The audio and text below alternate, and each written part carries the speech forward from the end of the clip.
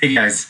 So getting used to the system, realized that the sound from the videos I was showing wasn't playing. So I'll post this PowerPoint as well, so you can click on the links as I'm going through separately and hear some of the songs or watch a little bit more of the soccer videos or whatever it may be that I posted.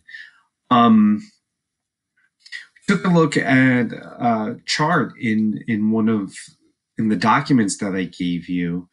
And the United Nations Development Program is the United Nations organization that looks at the well being of people around the world. So they measure well being, not just how much money people have, but how long they live, how much school they get, what kind of health care they can have. And that leads to essentially a number, human development index for a country. I think what's interesting about Brazil is we can see here Brazil in 2011 was the sixth wealthiest country in the world. I think in 2019 it had dropped down to number 9 after its economic crisis. So it's a very wealthy country, but at the same time we see it ranked 79th in human development. And that's from a number of different factors. But I want to point out specifically here that Brazil's pretty low in average schooling, right? So if you compare it to the Republic of Georgia, which, like the US, has about 12 years of average schooling or so, Brazil's is eighth, so reaching about eighth grade. And comparing it here, so let's say the US is 13 years of school, I guess including kindergarten too.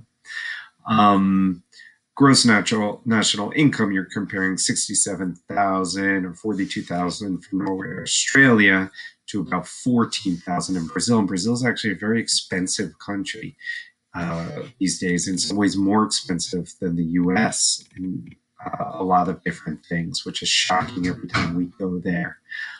So Brazil's ranked over here with Azerbaijan and Grenada and Algeria in terms of its human development. And one of the reasons this is this issue of inequality.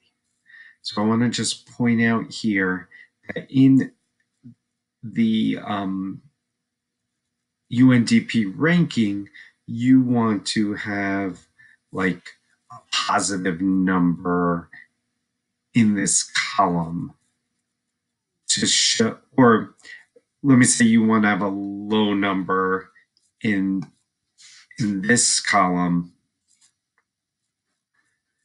and a country like Sri Lanka has 11.5 coefficient of inequality.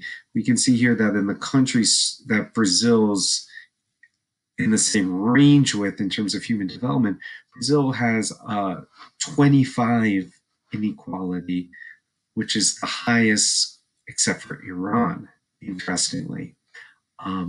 So that's an issue that Brazil has to deal with, and I think that's connected a lot to its past. Right? And if you think about the reading, Brazil has some historical conditions that explain, I think in many ways, its inequality similar to the US. And think about what that is, what those historical conditions are that help explain some of its inequality. See how we're doing in terms of time here. Okay. Eventually, hopefully, we'll get the unlimited version of this, so we don't have to do 5 minutes videos. And Brazil's inequality, you can see just vividly. They have these slums, which I talked about in the reading, these favelas, right, that are built on the hills, the types of places that I went into a bunch, essentially urban slums that were created in the 20th century as people moved to the cities in search of jobs. The difference between Brazil and the United States is whereas the United States often has segregated neighborhoods, right? Where Scarsdale is very different from Mount Vernon. And in New York City, Park Slope is very different from East New York in terms of who is living there and economic conditions. Brazil, you have different social classes living right next to each other. So this view of Rio, you can see the skyscrapers right on the beach, beautiful, and then the